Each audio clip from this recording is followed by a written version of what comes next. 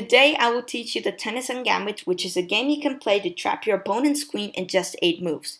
You must be playing as white to make this game. Let's start with e4, the king's pawn opening, which is a very popular chess opening. Now black responds with the move d5, which is the Scandinavian defense. At this point, the most natural move would be to capture the d5 pawn. But instead, we're going to develop our knight to the f3 square with knight f3. And we're going to ignore black's attack on the e4 pawn for just a second. Black will definitely go for the move d takes e4, since it not only wins a pawn, but also threatens, as you can see, to capture our knight on f3. We have various options to move our knight to safety, but the best one is knight to g5. This does not only move the knights to safety, but it also threatens to win the pawn on e4. Now, black has several options to protect the pawn. The first one is f5, but the problem with this move is that it opens up the black king's diagonal, and it can be attacked with moves such as queen to h5 check. So this move is unlikely. The next move that black can play is bishop to f5. As you can see, also supporting the pawn. The problem with this move is that the bishop is placed on an awkward position in a closed diagonal and may have trouble developing. Also notice that the bishop is not protected by any piece, it's standing alone. So this move is also very unlikely.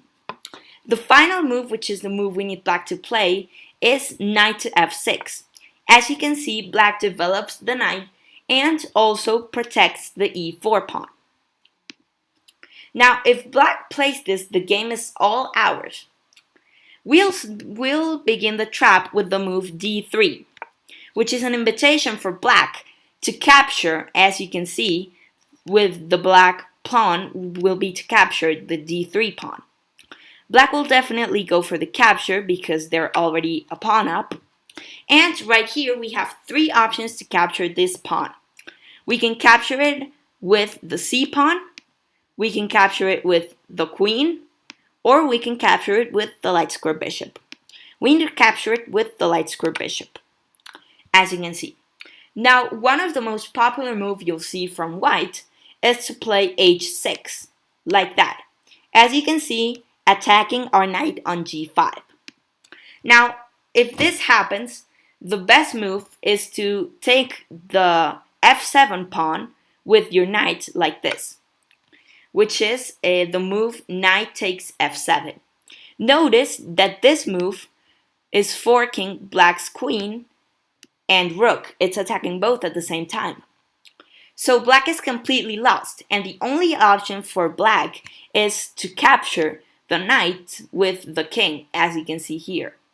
So with king takes f7. But notice that once the bishop moves, this light square bishop here, then white is simply able to take the queen because black's king is no longer there and it's no longer protecting the square that the queen is on. So then we'll play the move bishop to g5 to g6. Bishop to g6 check. And notice that black's king cannot retreat because the light square bishop is also controlling that square. Black's most popular move is to capture the bishop. But notice that now white's king and white's queen and black's queen are lined up on the open d file. And as you can see, the king is not there and it cannot retreat. So the most popular option is to play king takes g6, just as that, and now the queen is all ours. We can capture it with the move queen takes d8. And as you can see, there is no piece protecting that square, so we've essentially won the queen for free.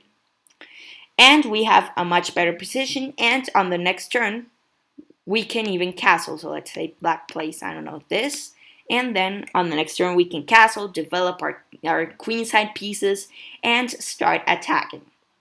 So thank you for watching this video, and I hope we will see you on the next one.